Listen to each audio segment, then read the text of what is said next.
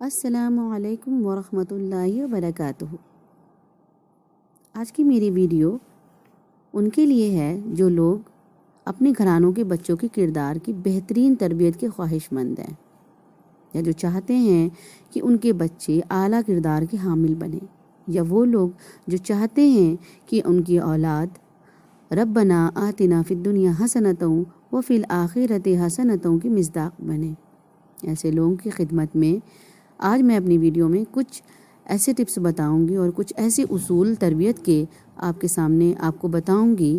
کہ انشاءاللہ تعالی جس سے آپ کے بچوں میں پاکیزگی پیدا ہوگی۔ تو سب سے پہلی بات جو ہم کو ایز اے والدین، ایز اے پیرنٹس ہم کو یاد رکھنی چاہیے کہ اپنے بچوں کو زیادہ وقت کبھی تنہا مت رہنے دیں۔ آج کل یہ کنسیپٹ ہے کہ بچوں کو ہمارا کمرہ، کمپیوٹر اور موبائل جیسی سہولیات دے کر ان سے غافل ہو جاتے ہیں اور اپنے کام میں بزی ہو جاتے ہیں، اور ہم یہ سوچتے ہیں کہ ہمارا بچہ اس میں اسکول کا ہوم ورک کر رہا ہوگا یا صرف محض کارٹون دیکھ رہا ہوگا، لیکن یہ قطعی طور پہ غلط سوچ ہے۔ بچوں پر غیر محسوس طریقے پر نظر رکھیں، مطلب انہیں احساس نہ ہو، لیکن آپ کی پورا دھیان، آپ کی پوری فکر ان کے اوپر ہونی چاہیے کہ وہ اکیلے ہیں تو وہ کیا کر رہے ہیں، اور خاص طور پر انہیں اپنے کمرے کا دروازہ بند کرنے کی، بیٹھنے کی بالکل بھی اجازت نہ دیں، کیونکہ تنہائی شیطان خیالات کو جنم دیتی ہے، جس سے بچوں میں منفی خیالات جنم لیتے ہیں اور وہ غلط سرگرمیوں کا شکار ہونے لگتے ہیں، اور اسپیشلی موبائل کے ساتھ تو تنہا بہت دیر تک قطعی طور پہ بچوں کو نہ رہنے دیں۔ ساتھ ہی دوسری بات جو آپ کو اور ہم سبھی کو as a mother, as a parents ہمیں اپنی تربیت میں یہ شامل کرنا ہے کہ بچوں کے دوستوں اور بچیوں کی سہیلیوں پر خاص نظر رکھنی چاہیے۔ آپ ان کے فرینڈس پر خاص نظر رکھیں تاکہ آپ کے علم میں یہ ہو کہ آپ کا بچہ یا آپ کی بچی یا آپ کی بیٹی کا میل جول کس قسم کے لوگوں سے ہے، اس کے فرینڈ کس طرح کے ہیں، کیونکہ عام طور پہ یہ ہوتا ہے کہ ہم سوچتے ہیں کہ نہیں میرے بچے چھوٹے ہیں اور چھوٹا ہے، اس کا فرینڈ چھوٹا ہے، کھیل رہے ہیں، لیکن ہم کو یہ نہیں پتہ ہوتا ہے کہ یہ بچہ جس گھر کا ہے اس گھر میں کیسا ماحول ہے، اس گھر میں کس طرح کی زبان استعمال کی جاتی ہے، اس گھر میں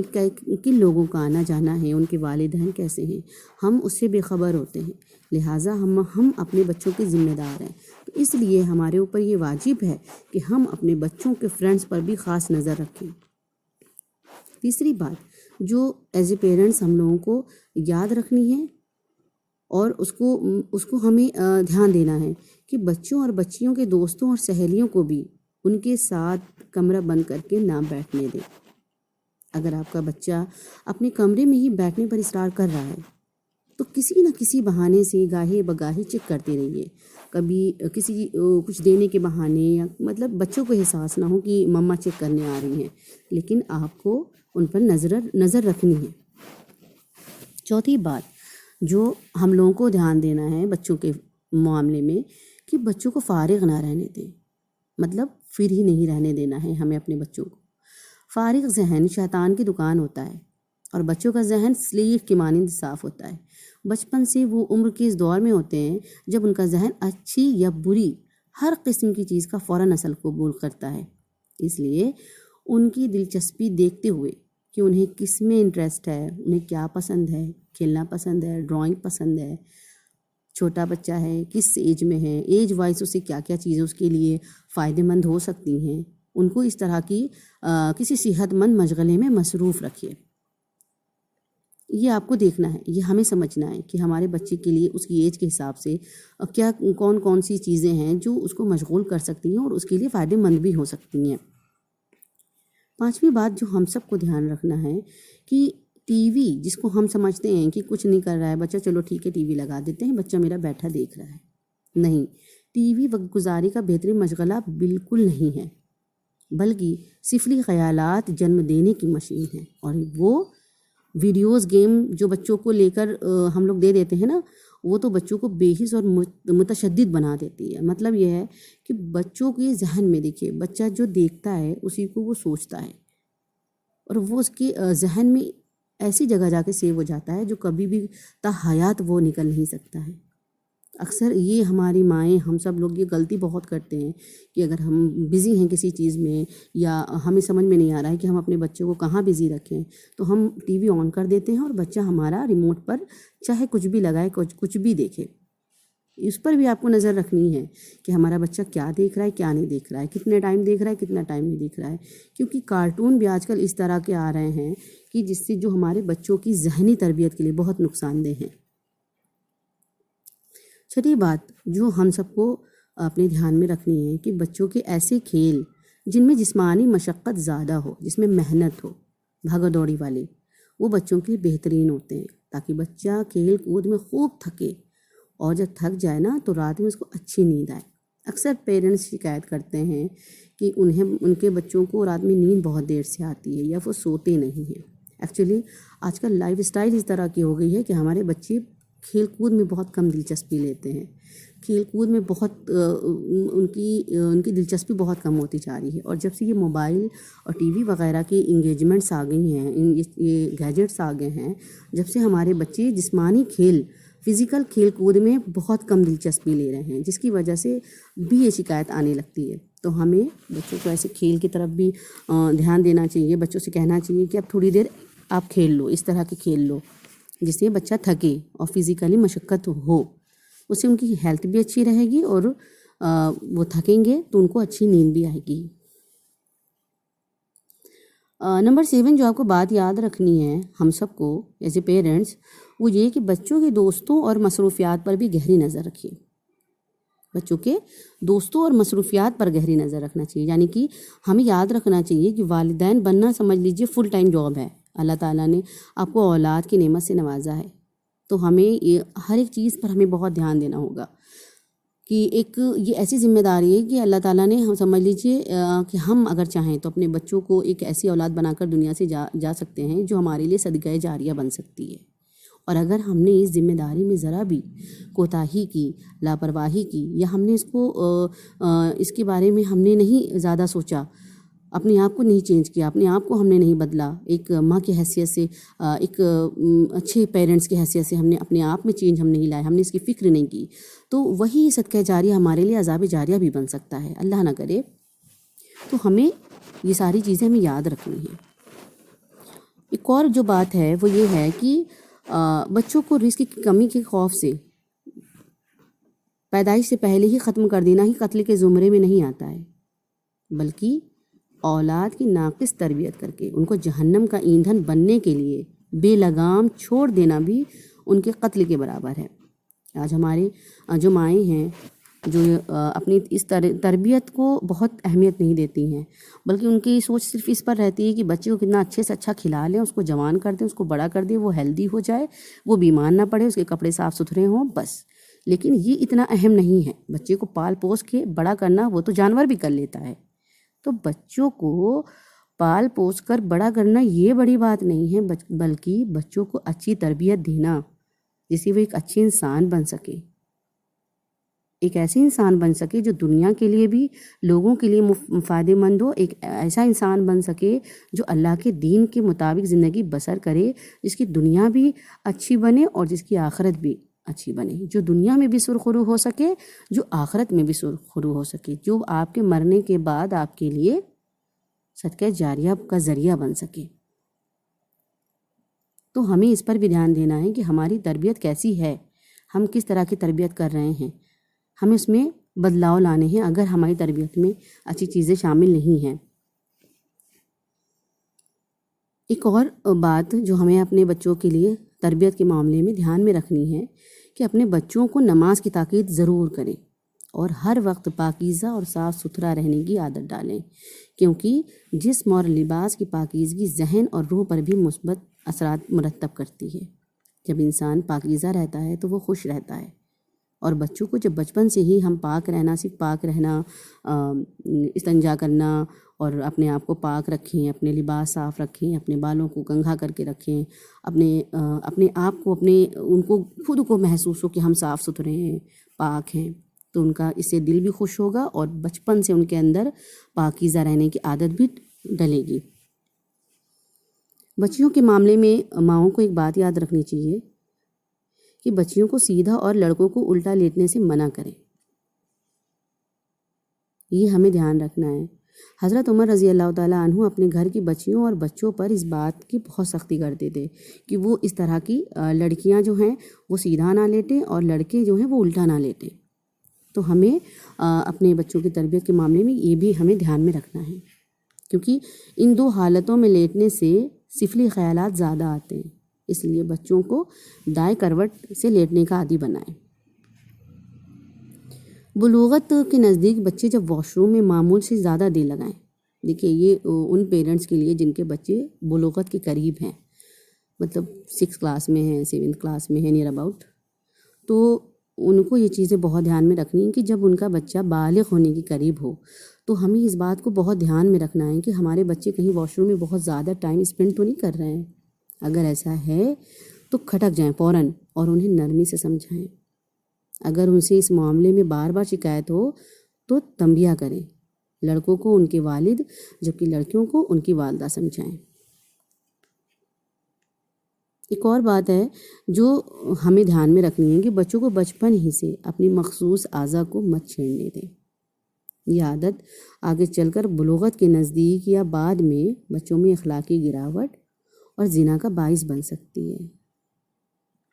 تو ہمیں اس پر دھیان بہت رکھنا ہے، بہت زیادہ رکھنا ہے کہ ہمارے بچے کہیں ایسی کوئی عادت تو نہیں ہمارے بچوں میں ہے. اگر ہے تو فوراً اس کو برابر اچھے سے، نرمی سے، محبت سے بچوں کو منع کرتی رہیں. ایک اور بات جو ہمارے بچوں کی سیفٹی کے لیے ہے، اور آج کل جس طرح کا ماحول چل رہا ہے کہ ہر طرف فحش ہے اور عریانیاں ہیں، بچے ہمارے گھروں میں بھی محفوظ نہیں ہیں.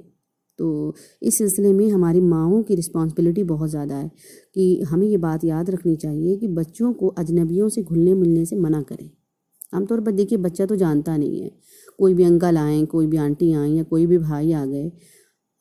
بھائی کے دوست آ گئے تو ان سے لپٹ گئے، یا انہوں نے کچھ بلایا اپنے پاس تو چلے گئے. ہچک نہیں رکھتے ہیں کہ ارے ہمارے گھر میں آتے ہیں، ہمارے بھیا کے دوست ہیں یا ہمارے پاپا کے دوست ہیں.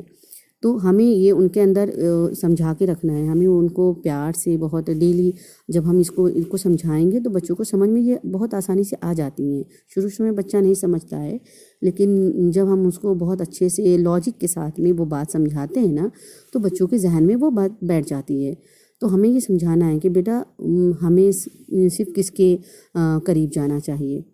ہمیں کس کے گلے لگنا چاہیے، ہمیں کس کی گود پہ بیٹھنا چاہیے، ہمیں صرف مما اور پاپا کے پاس آنا چاہیے. اگر ہمیں کون پیار کر سکتا ہے، ہمیں حق کون کر سکتا ہے، اور ہمیں کس کون کر سکتا ہے نا. اس طرح سے ہمیں اپنے بچوں کو ہی سمجھانا ہے کہ